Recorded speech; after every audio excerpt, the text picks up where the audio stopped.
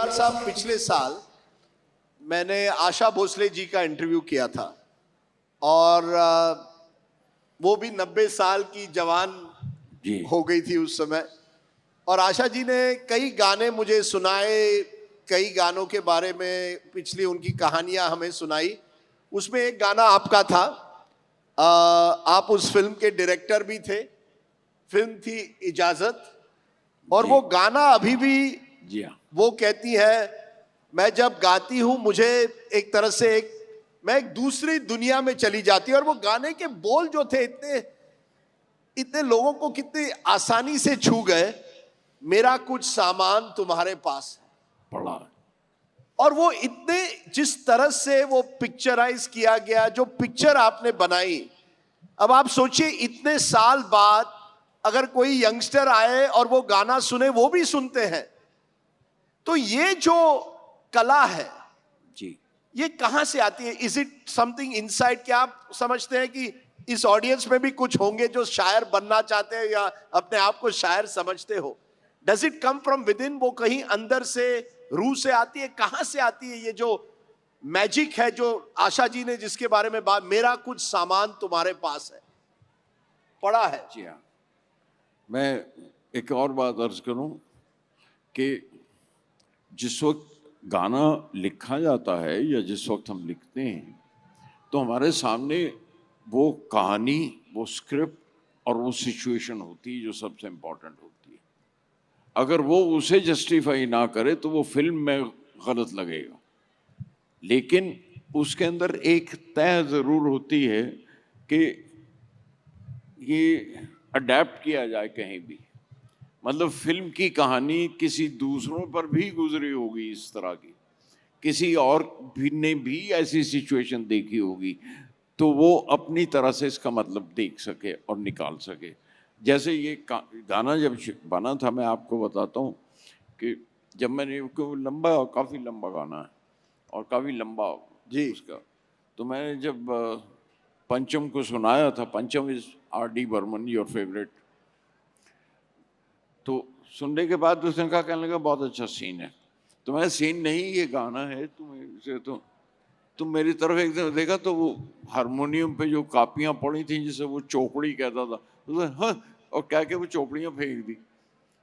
तो मैं कहा मीटर वीटर कुछ आता नहीं, पता नहीं कुछ नहीं, कहाँ से लिखना सीख गया। तो नाराज हो, नहीं नहीं ये कहानी है पूरी, तो सीन है, इसको गाना कल तो मेरे पास टाइम्स ऑफ इंडिया लाएगा और कहेगा इसकी भी ट्यून बना के दो। तो बात वहाँ पे जरा कुछ म्यूजिशियन उसके मुस्कुराए भी। आशा जी पीछे गाँव तकिए पे बैठी हुई थी और वो नंबर, तो मैं कहा पंचम इसमें मीटर है, इस गाने के अंदर ये बगैर मीटर के नहीं है, ये प्रोज नहीं है, तुम इसे। तो इतने में मुड़ के उसे कोई कान में आवाज आई, वो आशा जी की थी। तो कोई बड़े अच्छे से नोट थे, तो उन्होंने पूछा आशा जी, बॉब कह के बुलाते थे, बॉब, R.D. को?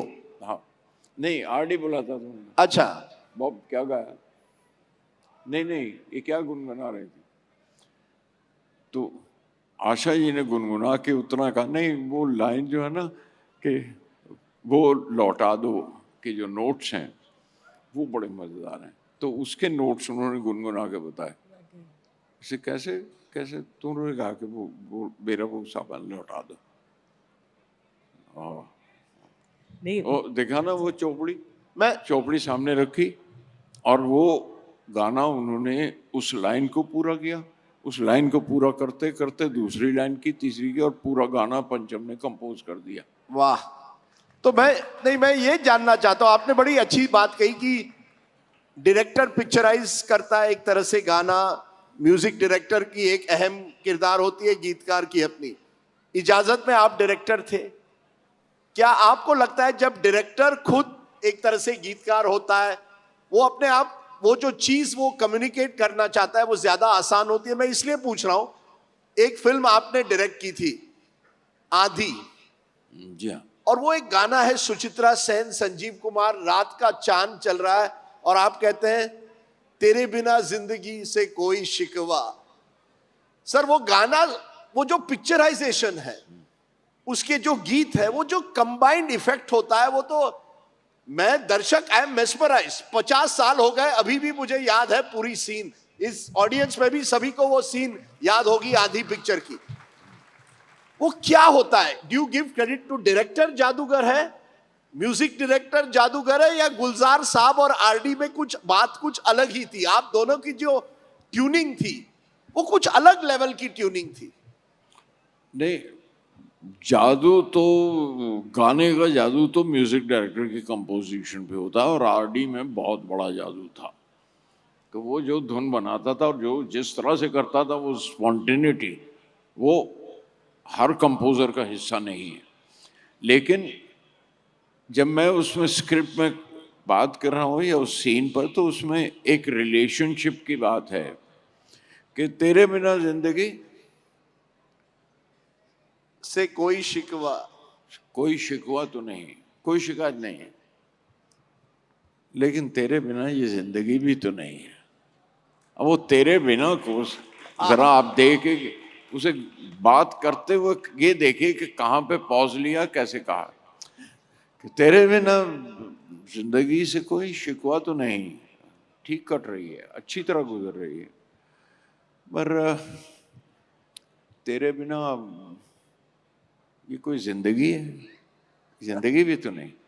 तो वो लहजा अगर आपने समझ लिया, तो आप एक नहीं बहुत सी जिंदगियों में देखेंगे कि इस तरह की सिचुएशन होगी और इस तरह का माहौल होगा और इस तरह का फील आता होगा। तो उसको जनरलाइज कर देने वाली बात है, लेकिन है वो उसी सीन की और उन्हीं दो कैरेक्टर्स की बात कि वो दोनों अलग हो चुके हैं, लेकिन फिर भी अलग नहीं है, हैं एक साथ, फिर भी एक साथ चल रहे हैं।